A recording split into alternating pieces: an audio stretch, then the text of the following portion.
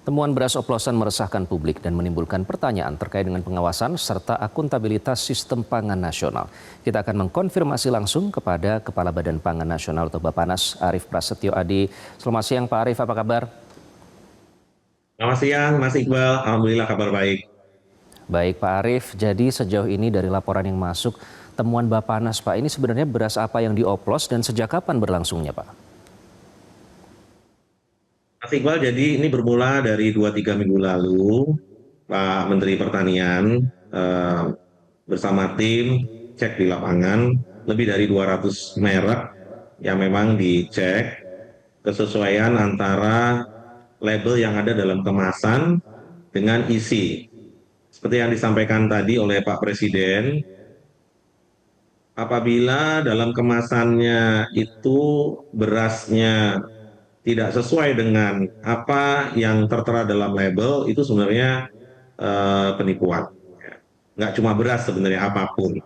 Sehingga beras premium yang dimaksud adalah beras dengan spesifikasi standar mutu kadar air 14%, kemudian broken atau beras pecahnya maksimum 15%. Ya. Kemudian yang kedua ada indikasi pengurangan berat. Nah, pada tanggal 21 Juli lalu, dalam launching Koperasi Desa Merah Putih di Klaten, beliau mengulang lagi dan memerintahkan kepada Pak Kapolri dan Pak Jaksa Agung untuk menindak tegas ya siapapun ya yang menipu rakyat gitu ya dengan um, kalau kita lihat tidak sesuainya antara label atau informasi yang tertera dalam packaging dengan isi di dalamnya. Demikian, Mas Iqbal. Oke, jadi jumlah kerugian yang disampaikan Pak Presiden mencapai 100 triliun rupiah per tahun itu dari mana Pak berarti menghitungnya? Ya, jadi ini secara sederhana kalau 12.000 beras medium, maka premium itu 3.000, ada selisih harga 3.000 rupiah gitu ya per kilonya. Ya, walaupun ini potensi kerugian, tapi kita semua sebenarnya inginnya semua pelaku usaha, kemudian masyarakat bisa mendapatkan membeli, mengeluarkan uang ya sesuai dengan apa yang diharapkan. Jadi apabila ingin membeli beras premium dengan harga 15.000 atau 14.500 per kilonya, jangan diberikan beras yang medium. Jadi kesesuaian mutu dari eh, beras yang ingin dibeli oleh masyarakat itu harus terdeliver. Kira-kira demikian. Oke, berarti ini kan sudah cukup lama ya Pak Arief ya. Yang pertanyaannya adalah kok bisa lolos begitu? Bagaimana sistem distribusi beras kita selama ini sih Pak Arief? Ya ini kan kalau sebenarnya setiap ya teman-teman penggiling padi atau yang memiliki modern rice milling itu biasanya mereka juga punya QA ya saat terima gabah, kemudian punya QA atau QC pada saat mengeluarkan barang. Dan saya yakin mereka juga punya catatannya, dan setiap mendaftarkan satu kemasan itu juga di situ ada yang namanya PSAT, produk segar asal tumbuhan, itu diregistrasi. Jadi beras apa, berapa packagingnya, kemudian apakah premium, apakah medium, ya itu yang harus disesuaikan. Berbeda dengan beras yang kalau dilus atau dicurah gitu ya. Kalau di packaging itu harusnya semuanya sudah seperti spek yang tertera dalam kemasan. Nah, pada 3 minggu lalu, Menteri Pertanian mengundang teman-teman dari Kejaksaan dan Satgas Pangan, juga saya sebagai Kepala Badan Pangan Nasional, ya untuk melihat langsung menyampaikan bahwa ini ada temuan beras yang tidak sesuai dengan standar mutu, gitu ya. Maksudnya apabila udah di pack itu sesuai dengan labelnya itu harus di deliver. Berbeda saat kalau kita melihat beras yang dicurah, di situ kan agak sedikit berbeda karena tidak Ya, mendeliver sesuai dengan apa yang ada di packaging. Jadi ini oke. perbedaannya.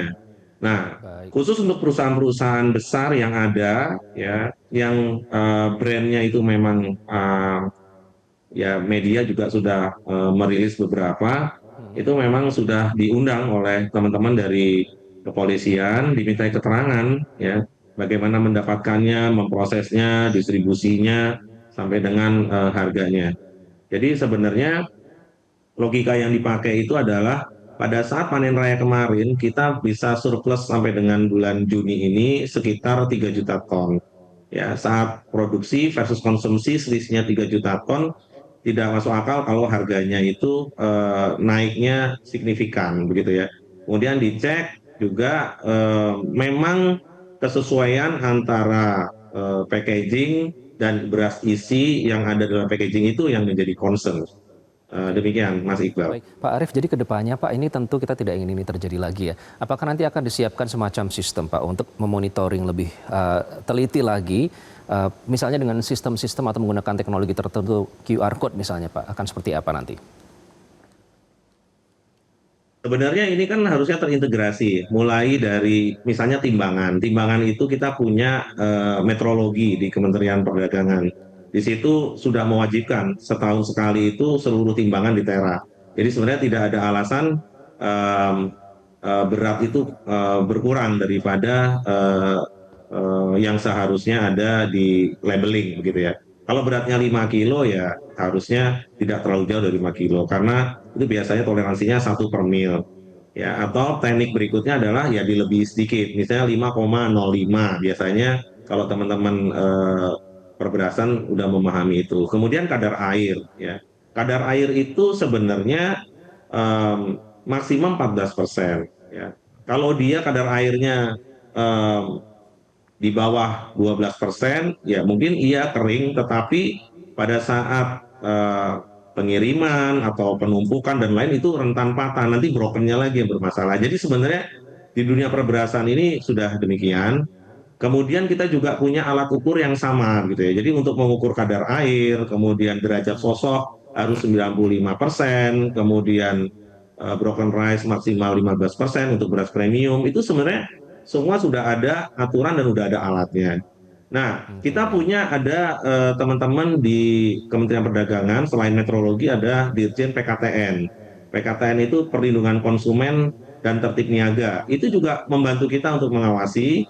Kemudian registrasi mengenai mutu dan lain-lain itu kita punya OKKPD di setiap provinsi. Jadi dinas yang berurusan dengan pangan itu juga harus mencek ya secara berkala teman-teman yang produsen beras ya yang mengirimkan sampai dengan ke titik distribusi Oke, baik outlet modern maupun GT atau general baik Pak trade. Arief. Jadi semua kondisi ini harusnya bisa berjalan bersama-sama.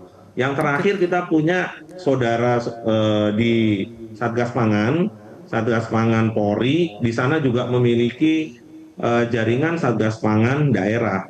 Jadi seperti yang tadi teman-teman sudah sampaikan, itu di beberapa tempat Satgas Pangan daerah juga melakukan hal baik. yang sama.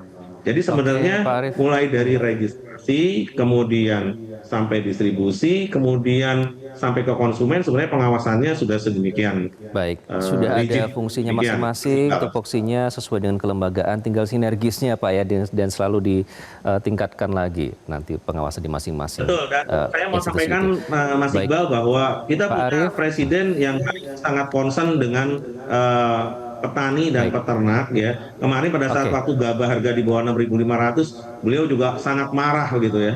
Nah, oke. Tinggal karena nanti itu merugikan merealisasikannya. petani. Pak Arief, mohon maaf waktu kita sudah habis, nanti kita Oh ngobrol ya, di baik, kesempatan baik, lain ya. baik. Terima kasih Terima Pak Arief kasih, terima Prasetyo kasih. Adi, Kepala Badan Pangan Nasional sudah bergabung dengan Prioritas Indonesia. Jelajahi cara baru mendapatkan informasi. Download Metro TV Extend sekarang.